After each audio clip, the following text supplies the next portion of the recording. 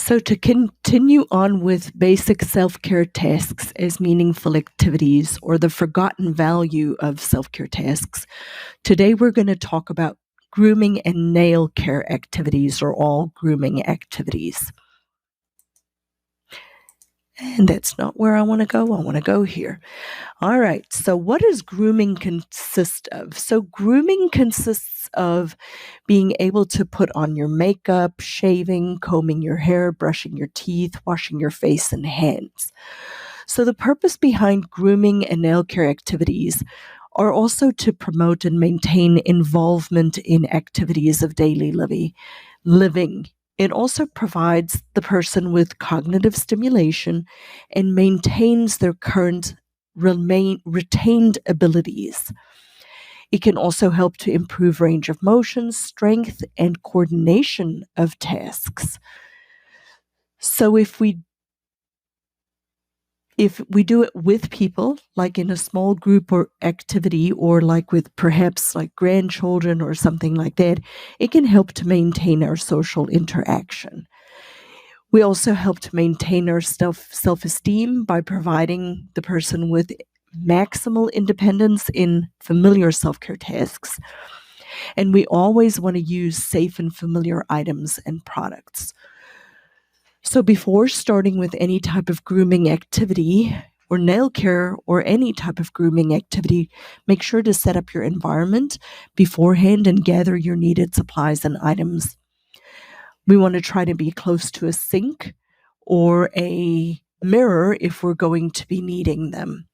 And if you are using anything that is unfamiliar to a loved one, you want to make sure that you limit the sharp items and consider switching men to an electric razor. Even though this may not be familiar to them, it may be safer. And then if you are going to use just a regular razor with somebody, you want to make sure that you're providing them with constant supervision. And ladies with eyeliners and other items that can cause potential hazards, you want to have direct supervision. Also consider making sure that you have direct supervision using curling irons, face masks, or other special items.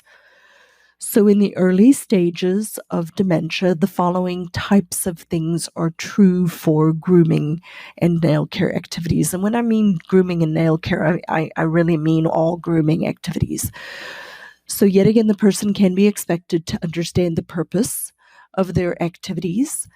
They usually can attend to it for 20 minutes or so and may need 1 to 2 cues to remain on task. They will be able to attend to you from a different part of the room, so you can be on the other side of the room and talk to them, and they'll be able to continue to pay attention to what they're doing. They can choose what they'd like to work on. For example, do they want to do their hair? Do they want to do their nails? Do they want to put on makeup? They will need help with setting up and cleaning up. It can help in participating in parts of that. They will be somewhat independent if it's a very familiar task, and you can place the items within 3 to 4 feet of the person, and they don't need to be right in front of them. They will be able to choose familiar supplies and products for themselves and will need help with unfamiliar supplies and products for safety. They have a higher risk of injury using curling irons, hair dryers, razors, hairspray, alcohol, or nail varnish remover. They will be able to follow directions, verbal directions, one step at a time, but do not expect a person to be able to follow directions on products. For example, reading like a hair coloring product or a facial mask or something like that. And their actions are typically slower than usual. A quick tip is to provide them with their own familiar supplies that they typically would have used their whole entire life, and make sure that they're using familiar makeup with supervision and only shaving, especially with a straight razor, with supervision. When you're at the middle stages, when your loved one's at the middle stages of dementia, they typically do not necessarily understand the purpose of the task, but they could still enjoy participating in the activity. You just have to make it a little easier for them. They may be able to attend 10 to 15 minutes at a time and use intermittent cueing to continue with the actions of the task. And the more repetitive the actions are, the easier that they will be able to follow. They may need visual or hand-over-hand assistance to initiate the task. Once you've started them, they could continue the movements with just some verbal cueing. For example, shaving with an electric razor, right? You get them started and then you tell them, just keep going, and they'll be able to stay on task. They can use safe products and supplies when they're within arm's reach of them. They have to be able to see these items in order for them to be able to actually use them. Do not use hazardous items unsupervised, like nail varnish remover or a curling iron, hairspray, or a straight razor. So this is not somebody that you can set up with their task and walk away from. You have to be right there with them.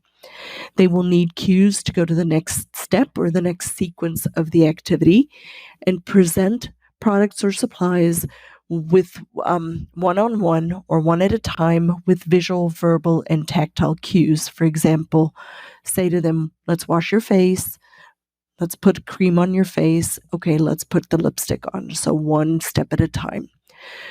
You can present things with visual, verbal, and tactile cues as needed, and the actions or their motions on their tasks will be moderately slower than usual, probably 2 to 3 times slower than usual. And they may need increased time to go from one activity to the next. So always remember to build in extra time for people when they're in the the middle or the moderate stages of dementia. A quick tip at this level is to provide opportunities for repetitive movements. People with moderate dementia tend to do well with brushing their hair, washing their face, putting on blush, shaving with an electric razor, but they have to have constant direct supervision in order to anticipate potential hazards. This is not somebody who you can leave alone and tell to keep going with the task. You need to provide them supervision. At the end stage and late stage of dementia, what we want to remember is that we want to provide people with sensory stimulation using as many of the 5 senses as possible, and usually try to get them around the theme of grooming or nail care. So, for example, a visual stimulation for this level or for grooming would be, here, look at the hairbrush. Auditory stimulation would be, listen to the hairdryer. Can you hear the hairdryer? Tactile or touch stimulation would be to do a foot massage or a hand massage or help with nail care. Olfactory stimulation is, here, smell your favorite lotion, or put lotion on their hands and bring their hands up to their mouth and say, here, can you smell? Can you smell the lavender, or can you smell your favorite scent? Gustatory or taste, obviously, is not appropriate. So make sure your loved one who is at this phase is not trying to put things in their mouth, because they may do that. So this is grooming and nail care as a activity of daily living that is is to be adapted for meaningful activities.